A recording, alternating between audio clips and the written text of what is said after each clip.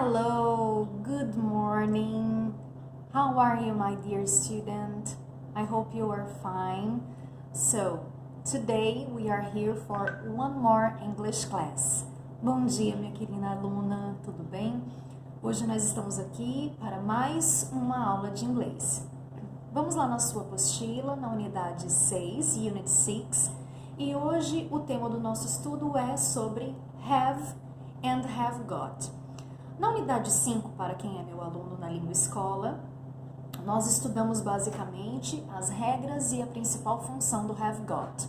Neste momento agora, nós veremos um pouco sobre a diferença entre eles, mas principalmente focando no have, né? Primeiramente, vamos começar na compreensão do verbo. O have significa ter. É um verbo ordinário, ordinary verb, né? Ou seja, um verbo comum. E para esse verbo, para a conjugação desse verbo, nós temos algumas regras diferentes do have got. O que nós vimos? Que com have got eu posso afirmar, eu posso negar, eu posso interrogar. Eu posso fazer tudo com have got, sem precisar de nenhum auxiliar. Já com have sozinho é diferente, nós temos algumas regras. Vamos dividir então essa explicação por partes. Vamos lá. Para uma frase afirmativa, a diferença não é muita. A única diferença é que não vai ter o got mais. Vai ser somente o have ou então o has para a terceira pessoa do singular, ou seja, he, she, it. Vamos dar um exemplo. I have a blue pen. I have a blue pen. Sorry. Eu tenho uma caneta azul. Ou she has a blue pen. Ela tem uma caneta azul. Então, veja que não tem muita diferença, porque se fosse com got, seria I have got a blue pen, or she has got a blue pen. Então, a diferença em termos de afirmação é bem pequena. Tranquilo até aí. Vamos agora para a parte negativa. Se fosse com have got ou com has got, seria, vamos ainda usar o exemplo da caneta azul. I haven't got a blue pen ou she hasn't got a blue pen. Isso seria com a regra do have got. Agora, sem o got, que é o have sozinho, vamos dizer assim, a gente vai ter que utilizar os auxiliares. Então, como que funcionaria? Ficaria o don't para os pronomes I, you, we e they. Ok? Auxiliares don't. E para a terceira pessoa do singular, que é o doesn't, que é he, she, it, ficaríamos com o auxiliar doesn't. Então, vamos dar o exemplo ainda da caneta azul. Então, I don't have a blue pen. Eu não tenho uma caneta azul. Ou, or, she doesn't have a blue pen. Olha que interessante, quando o doesn't entra, aquela história de has para a terceira pessoa do singular já não serve mais. Então, sempre quando o auxiliar entrar, o have vai ficar na sua forma natural. Eu não vou precisar flexionar ele como has, por exemplo, tá bom? Então, isso tem lá na tabela, logo na letra A, nós temos essa explicação no quadro lá na sua apostila, no seu English Book. Vamos agora para a parte interrogativa. Eu não posso fazer como eu fazia com have got, de perguntar com have.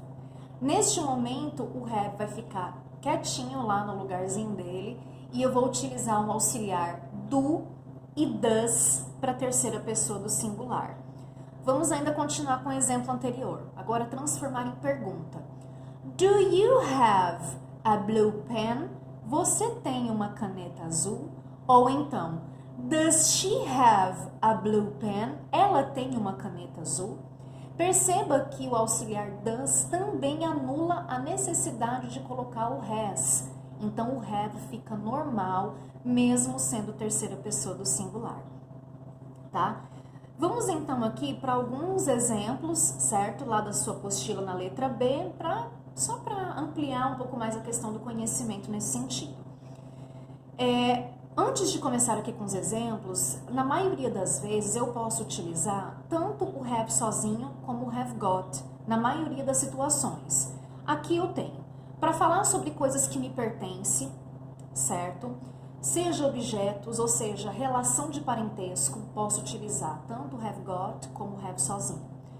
Para descrever características de alguma coisa ou de alguém, também posso usar qualquer um dos dois. Para falar sobre relações de família, relacionamento, né? Por exemplo, ali no exemplo do livro, I haven't got, ou então, I don't have an uncle who lives in Egypt. Eu não tenho um tio que mora no Egito. Posso também, para falar esse tipo de relação familiar, também qualquer um dos dois está correto. E para falar sobre estados de saúde em geral, por exemplo, I have a headache. Eu tenho dor de cabeça, ou I have got a headache, eu tenho dor de cabeça, também significa a mesma coisa, só que eu vou acrescentar o got. Então perceba que para a maioria das situações eu posso utilizar um ou outro. Agora vamos para a questão de maior uso. Qual que é mais utilizado? O have sozinho. O got ele é muito utilizado na Inglaterra, os ingleses gostam muito de utilizar o got. Então na maioria das vezes que você for assistir um filme, ou você for ouvir uma música onde a banda é inglesa, por exemplo, o Queen. Pode observar que algumas músicas do Queen que tem o have, ele usa o got. Interessante isso. Então é muito uma questão cultural, tá? Agora tem um detalhe, que se você for na sua apostila, para quem não tá na apostila, não tem, eu tô passando aqui todas as informações pelo vídeo. Tem a questão de expressões. Essas expressões comuns, aí eu não posso utilizar o got, tá? Então tem as exceções. Que tipo de expressões? Por exemplo, have breakfast, have tea, have a snack. Bom, pessoal, para quem tem apostila, vamos ter os exercícios da unidade 6. Eu espero que essa videoaula tenha sido clara, que você tenha entendido basicamente um pouco da diferença entre os dois. Estou aqui aberta a qualquer dúvidas.